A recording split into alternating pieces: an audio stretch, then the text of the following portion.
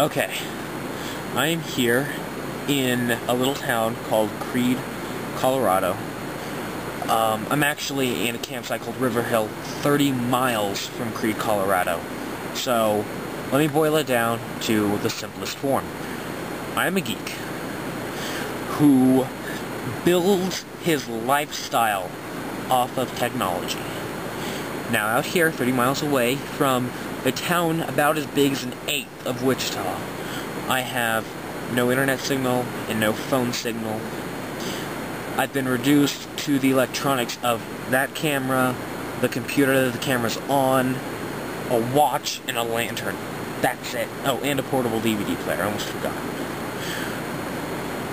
And even in the town, it is such,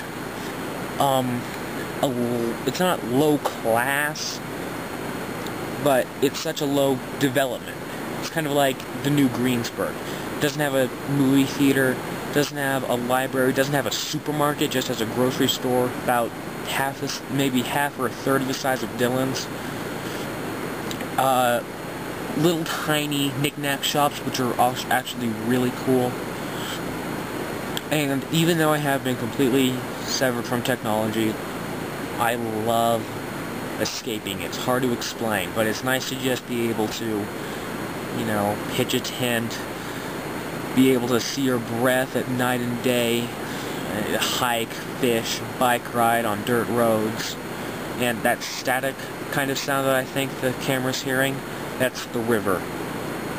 It's a very wonderful spot. I'm going to be here for 2 weeks.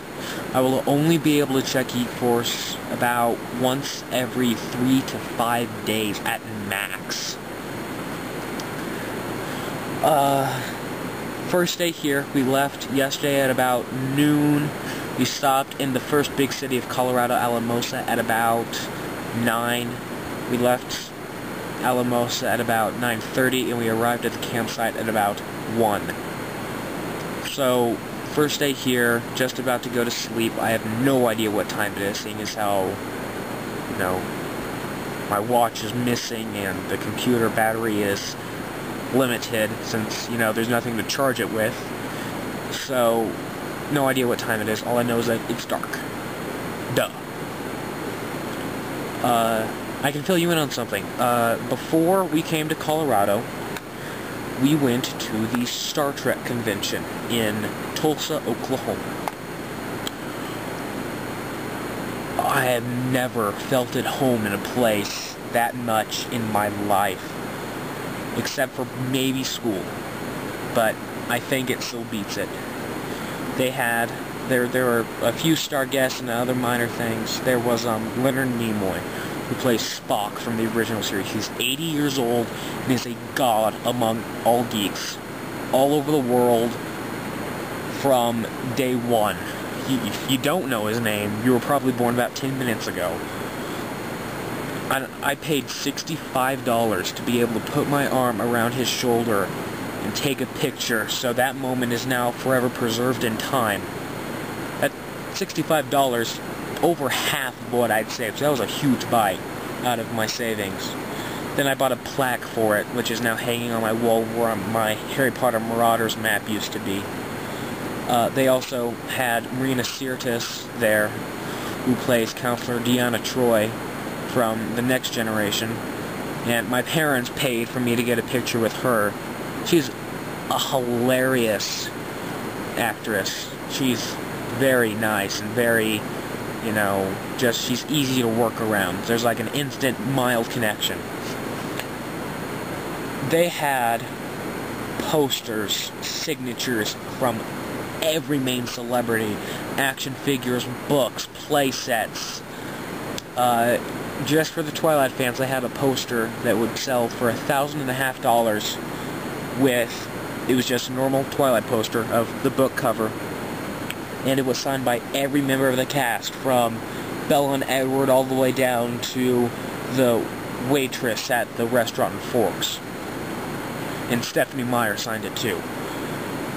They also had signatures from James Earl Jones, who plays Darth Vader, James Marsters, who plays Spike in Buffy the Vampire Slayer. They had one from Edward James Olmos, who plays Admiral Adama in Battlestar Galactica. A lot of James, I know. They had Megan Fox from Transformers. Speaking of Transformers, the man who plays, or gives the voice for the Fallen in the latest movie was there. And he talked, and he was under oath until this convention to release that it was him. So I was one of the first people to find that out, because on the credits it says The Fallen, and the next one it says Unknown. So, but I know who it is. I know. They had a few other people there too. There was, let's see, Delenn from Babylon 5.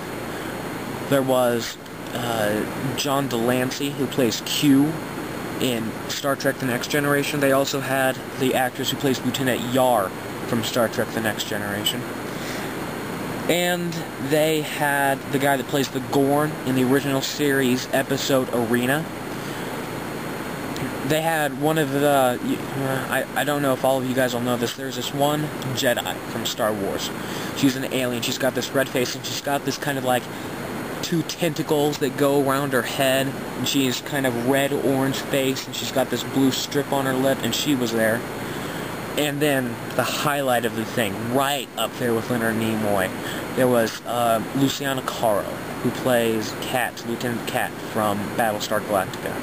She's the nicest woman I have ever met, and I paid $10 for this little tiny card. It's about this big, and she kisses it with her lips in and leaves a print, and then she wrote on mine, "Nick, you're the sweetest boy ever," and she underlined it. And then she put her signature. I have that thing framed and on the podium that I have my computer, which is the highest honor I can bestow upon an object.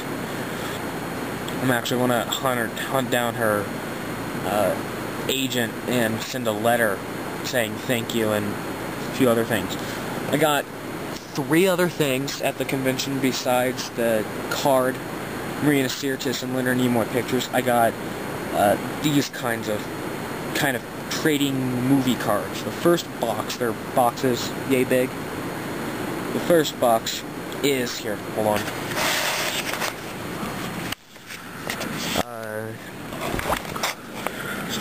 If you can't tell, that's the cards from the new movie. It is all the cards except for the signature cards, what are they? Uniform cards, you know, with the little pieces of fabric. So that's one of the 3 things. Then there's these, which I have to get in the lights. These are so cool. There are 84 of these cards. Count it.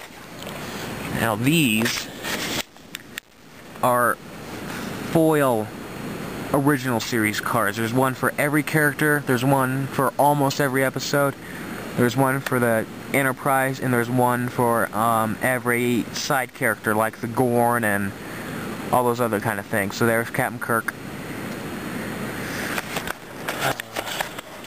And all these boxes were only $5, which on the normal Star Trek market, each box is at least worth 30, and this next box is worth about 70 or more. These, I think you'll know what these are by the sound they make. You know that. But there are these motion cards. I'll try to capture it on the camera, but see, I've got about 79 of these, and they're from all the motion pictures leading up to the Next Generation movie, Nemesis. So that's the first 7 or... no.